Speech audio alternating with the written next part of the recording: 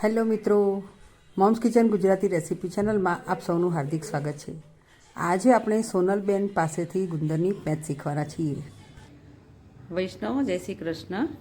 આજે આપણે ગુંદની પેચ બનાવશું જે પાણીમાં બને છે. પણ સૌ પ્રથમ આપણે આ ગુંદને તડકામાં રાખશું થોડીક વાર, લગભગ 1 કલાક જેવું એને તડકામાં તપાઈ દેવાનું, જેથી ગુંદ છે એ થોડું ફોલી પણ જાય અને એની હવા પણ ઉડી જાય. ત્યાર પછીની પ્રોસેસ આપણે આગળ જોઈશું. હવે આપણે પેચ બનાવવાની આગળની રીત લઈ લઈશું. સૌ પ્રથમ આપણે જોયું કે ગુંદને તડકામાં તપાવી દીધો, જેથી સોફ્ટ થઈ જાય અને મિક્સીમાં જલ્દી તેનો પાવડર બની જાય. જે મેં પાવડર આ બનાવી દીધો છે અને 250 ગ્રામ ગુંદ તૈયાર છે. આગળની સામગ્રીમાં 2 ટોપરાની કાચલી લઈશું, જેને સૌપ્રથમ આપણે ભીના રૂમાલની અંદર વીંટી અને 1-2 કલાક રાખી દઈશું, જેથી જેને છીણવામાં આપણે અઘરું ના પડે. એટલે આ 2 ટોપરાની કાચલી છે તેનું છીણ બનાવેલું છે. 25 ગ્રામ પીપળા છે, જે ગંઠોડા કહીએ છીએ. 25 ગ્રામ સૂંઠ છે. 100 ગ્રામ બદામનો કતરણ કરેલી છે. બદામના કતરણને પણ જો કડક હોય તો ઝડપથી તે ચપ્પાથી થઈ જાય છે. લાંબી બદામ હોય તો નાની લેવાની, જેથી તેના ટૂંક નાના થાય છે. મોટી લાંબી બદામના ટૂંક આપણે આ રીતે થતા હોય છે. 250 ગ્રામ ગુંદની અંદર આપણે 500 ગ્રામ ગોળ લઈશું, 2 ચમચી ખસખસ લઈશું અને બરાબર 500 ગ્રામ જેટલું પાણી લઈશું. હવે અહીંયા મેં 500 ગ્રામ જે પાણી લીધું છે એ સૌ પ્રથમ થોડીક વાર માટે ગોળ ઓગળે નહીં ત્યાં સુધી ગેસ થોડોક ફાસ્ટ રાખશું. હજી મેં ગોળ જ પધરાયો છે. હવે તરત જ લગભગ 2-3 મિનિટની અંદર જ આપણે જે ગુંદનો પાવડર બનાવેલો છે તે આપણે અંદર ઉમેરી દઈશું. હવે આ હું પાવડર આ ગોળ અને પાણી જે મિક્સ કરેલા છે તેની અંદર બધું જ પાવડર આપણે પધરાવી દઈશું. હવે ગેસની આંચ મીડિયમ કરી દઈશું અને ક્લોકવાઇઝ એક જ ધારે એક જ સાઈડે આપણે આ રીતે જરો ફેરવવાનો છે. અટકવાનું નહીં કે બહુ ફાસ્ટ પણ નહીં ફેરવવાનો. એકદમ ધીમી ગતિ આરામથી આપણે તેને લિક્વિડ બનાવવા દઈશું. ત્યાર પછીની પ્રોસેસ આગળ જોઈએ. ગેસની આંચ તમે જોઈ રહ્યા છો મીડિયમ રાખેલી છે અને હવે ગોળ અને ગુંદ લગભગ 25% જેવા ઓગળી ગયા છે. આપણે 200 ગ્રામ જેટલું ઘી લેવાનું છે અને ગુંદ જ્યારે આપણે હલાવતા હોઈએ ત્યારે લગભગ આપણને ખ્યાલ આવી જ જાય કે એની અંદર કોઈ જાતની કાંકરી કે કશું છે નહીં. હવે એકદમ ગુંદ એકદમ સાફ આવે છે બજારમાં. એટલે હવે ધીમે ધીમે આપણે એક રાબ જેવું કરી દઈશું. એની અંદર એક જ ધાર્યું આપણે હલાવતા રહીશું, જેથી ગુંદ છે તેની ચિકાસ ના પકડી લે. ફાસ્ટ હલાવીશું તો તેની ચિકાસ પકડી લેશે. આપણે ગુંદ છે તે બાવળીઓ લઈશું, જેથી જેન્ટ્સ અને લેડીઝ બંને ખાઈ શકે. બાળકો પણ ઘણી વખત લેતા હોય છે. જેને લોકોને માફક આવતું હોય તે બાળકો પણ આ લઈ શકે છે. હવે આપણે જોઈ રહ્યા છે કે થોડું એક રાબ જેવું બની ગયું છે આ લિક્વિડ. સતત આપણે હલાવ્યું એટલે હવે એની અંદર આપણે 1 ચમચો ભરી અને આપણે આ ઘી પધરાવીશું.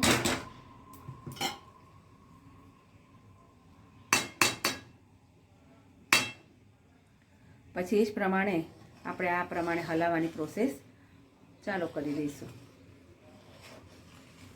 કે આ જે લિક્વિડ છે તે ઉકળવાનું ચાલુ થઈ ગયું છે. આની અંદર મેં દેશી ગોળ નથી લીધેલો.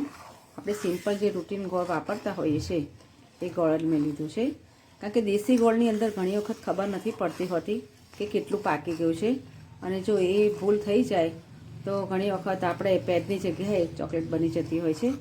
માટે મિત્રો તમે સિમ્પલ આપણે ગોળ જે રનિંગ વાપરતા હોય તે જ લેજો. હવે આપણે 5 મિનિટ જેવું થઈ ગયું છે. આગળનો 1 ચમચો ઘી પધરાવ્યું તે હવે આપણે બીજી 1 ચમચો જેટલું ઘી ફરીથી પધરાવીશું. ગોળ, ગુંદ અને પાણી વારંવાર હલાય તો ચીકાશ પકડી જાય, પણ જો અંદર ઘી પડે તો એકદમ સોફ્ટ જ રહેશે અને આપણો લિક્વિડ બરાબર બને છે. હવે તમે જોઈ શકો છો કે કલર પણ ધીમે ધીમે ચેન્જ થતો ગયો છે. એક જ દિશામાં આપણે હજી હલાવવાનું ચાલુ જ રાખવાનું છે. હવે ફરીથી આપણે એક આ ત્રીજો ચમચો ઘીનો આ જે લિક્વિડ થઈ રહ્યું છે તેની અંદર આપણે ઉમેરી દઈશું અને એ સ્થિતિમાં આપણે તેને હલાવતા રહીશું. લગભગ આ જે ગુંદની પેક બનાવીએ છીએ તે પાણીમાં વધારે સરળ રહે છે, કારણ કે જે લોકો હેલ્થ કોન્શિયસ છે તેઓ દૂધની બનાવીને ખાય તો તેમને હેલ્થ માટે એ સચવાઈ નથી રહેતું. અને આ પાણીની અંદર બનાવેલી ગુંદ છે, પેક છે, તે શરીર ગુંદ એકદમ પાકી જાય છે અને શરીર માટે બહુ સારી છે. કહેવાય છે ને કે શિયાળામાં જે ખાધેલું હોય 12 મહિના ચાલે. માટે આપણે વસાણા પણ આવી રીતે તૈયાર કરતા હોઈએ છીએ અલગ અલગ પદ્ધતિથી. હવે આપણા ગેસ ચાલુ જ છે જી, એટલે આપણે સૌપ્રથમ લગભગ 2 કાચલી ટોપરું છે તો અડધું ટોપરું આપણે પથરાવી દઈશું અને પછી એને આપણે હલાવીશું. હવે આપણે 25 ગ્રામ પીપળામણ લીધેલું છે કંઠોડા, એ લગભગ અડધા અડધ આપણે પહેલાં પથરાવી દઈશું અને સૂંઠ અડધી અડધ પથરાવી દઈશું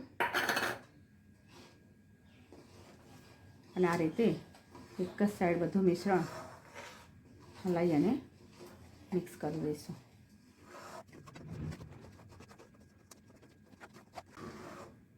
હવે આપણે જે 150 ગ્રામ જેટલું ઘી થયેલું હતું, હવે બીજું થોડુંક 1 ચમચી જેટલું પથરાવીશું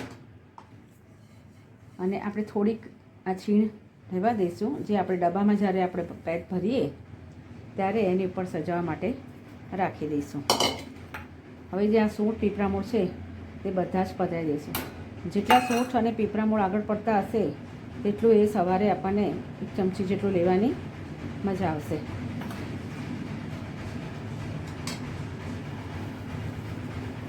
સો ગ્રામ મેં બદામનો જે કતરણ લીધેલી છે તે લગભગ અડધી આપણે પધરાવી દઈશું.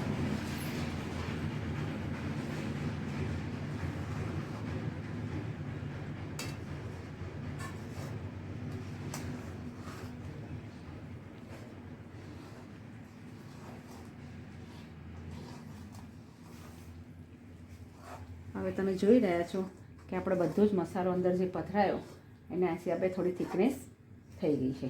શિયાળો છે અને ઘીનું પ્રમાણ છે એટલે ડબ્બામાં તો એ ઠરવાની જ છે. અને કડક કરીએ આપણે એમ લાગે કે આપણે લાડવો ખાવો છે કે થેપા ખાવા છે, એમ ચોસલા, તો એની પદ્ધતિ આખી અલગ છે. આ પાણીની પેદ એની પણ પદ્ધતિ આખી અલગ છે. ઠરી ગયા પછી ડબ્બામાં ભરીએ તે સવારે આપણે ચમચીથી લઈ શકીએ છીએ. હવે આપણે જે 2 ચમચી જેટલી ખસખસ લીધી હતી તેમાંથી હું અડધી પધરાવું છું આની અંદર. અને જો થોડું ઘણું ભાઈ આપણે સૂંઠનો પાવડર છે તે પણ અંદર લઈ લઈશું. આની અંદર કાજુ અને પિસ્તા નાખવાથી સારું નથી લાગતું. બદામ તો ચાવવાથી એટલું આપણે દાંતની પણ કસરત થઈ શકે છે, પણ આપણું લિક્વિડ કે પેદ આપણી ચોંટી નથી. અને એની અંદર પણ આપણે લગભગ 1-2 ચમચી જેટલી બદામ રાખી છે ઉપર સજાવટ માટે અને ટોપરાની છીણ રાખી છે અને 1 ચમચીમાંથી 1 ચમચી જેટલી આપણે ખસખસ રાખી છે. હવે આ જે પેદનું જે તૈયાર થઈ ગયેલું છે આપણે મિશ્રણ, એને લગભગ 15-1 મિનિટ જેટલું આપણે ઠંડુ થવા દઈશું. મેં ગેસ બંધ કરી દીધો છે. આ બધું પધરાવતી વખતે આપણે ગેસ બંધ કરી દઈશું જેથી એ કઠણ ના થતું જાય. ઠંડુ પડે એટલે આપણે સમતલ એવા ડબ્બામાં ભરી શકીએ જેથી ઉપર આ બધી સજાવટ આપણે કરી શકીએ. હવે આપણે સરસ મજાની આ ગુંદની પેદ તૈયાર થઈ ગઈ છે અને લગભગ સામાન્ય ઠંડી થઈ ગઈ છે. આપણે તેને જે ડબ્બામાં ભરવાની હોય તેમાં ભરી લઈએ